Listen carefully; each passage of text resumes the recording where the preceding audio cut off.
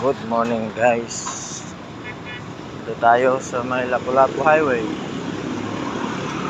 Nabawasan na yung basura nila doon, no?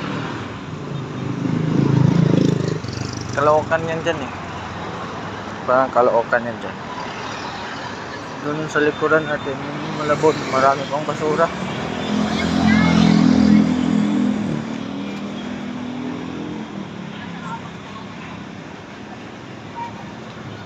January 14, 7:41 AM. At talibuya. Mayong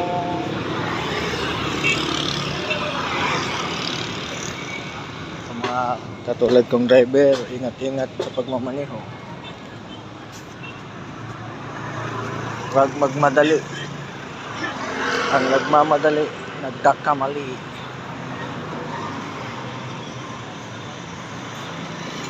Daming parking dito guys. Tingnan nyo, 3 lane to.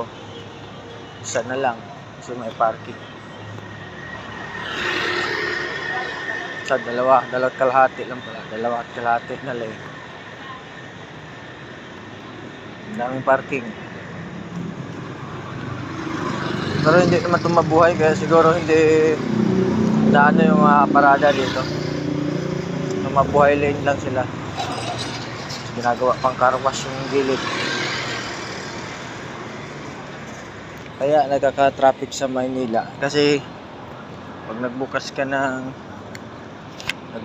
ng negosyo, halimbawa kainan, tapos wala kang paradahan, tapos wala kang pwesto sa loob, pinapakain mo yung mga customer mo sa kalsada, pinapark mo sa kalsada, yun, isa yun, misikip. Tapos ito, car wash, wala ka namang area na maka-car washan, pero may customer ka, di sa mismong kalsada kayo nagka-car wash. Ganun yung nangyayari dito sa Manila. Hindi kasi stricto. Pag nagnegosyo, yung walang naabalang tao, ganun dapat para lahat masaya. May parking. Magdalo pa yung mga kamote. Wala nang lunas yung kamote guys. Walang lunas ang kamote.